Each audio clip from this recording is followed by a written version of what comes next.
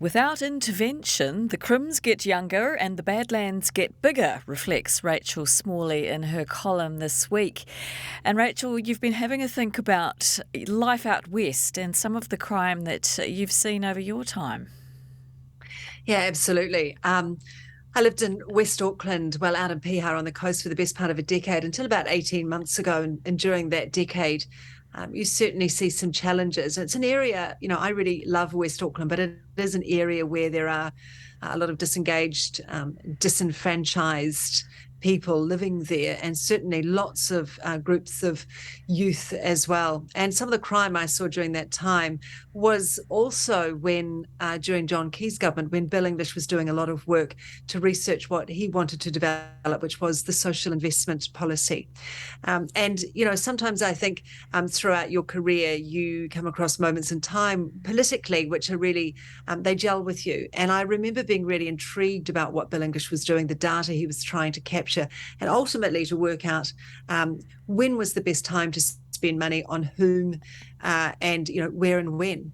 And whenever I think about West Auckland, I always refer to it as social investment country. And I do wonder what could have become of that area had Bill English been in power. But I'm interested to see and happy to see that certainly Chris Luxon is suggesting it will form the backbone of any government that he leads. Okay, so he's talked about reigniting this policy. So you believe this would be a good thing to see this happen?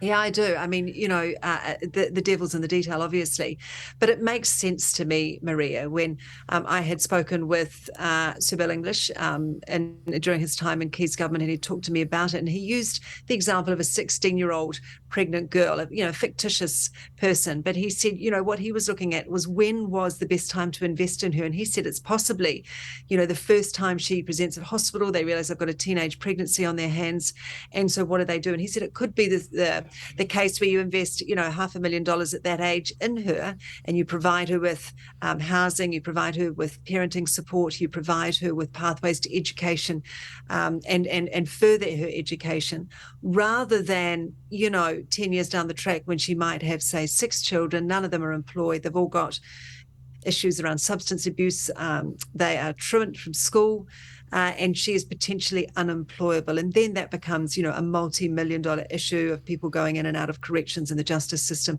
and on welfare. And, that's probably an oversimplification of it. But to me, if he's got the data and he had planned to use that evidence to work out where to invest and create essentially an at-risk profile for youth, to me that made sense. And it was a long-term plan. You're not going to see, changes in one political cycle, but, 10, 15, 20 years, you will do surely. Yes, well, of course, this is the thing. He's got to get it over the line, hasn't he? Is he going to need some sort of bipartisan agreement, which, of course, we have actually seen a precedent for in the current government?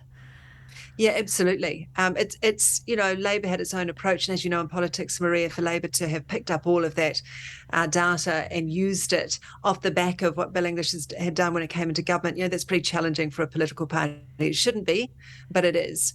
But I would like to think that maybe Christopher Luxon could lead something if he gets in government and he can bring Labor across the line, that they will agree to commit to it as well. Because as you know, the political cycle of 3 years, if Labor comes in the following term again, does it go back to square one again? And that's one of the key issues here. But a bipartisan agreement, I'm pretty sure ACT would agree to it in principle as well. It would be super useful and good for, good for society.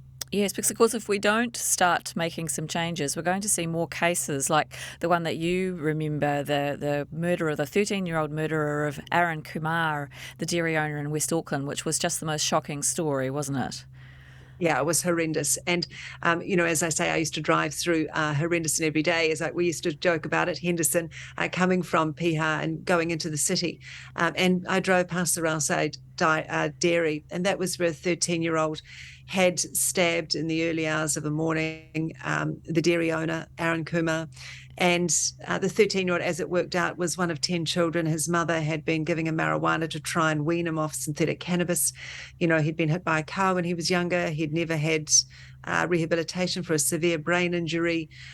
He was on a pathway to prison, and sadly, Aaron Kumar and his family were in the way of that. So that's the sort of case where Sir Bill English was looking at investing early on. His mother, had she fallen pregnant with one child, the state would have started wrapping around her and providing her with support.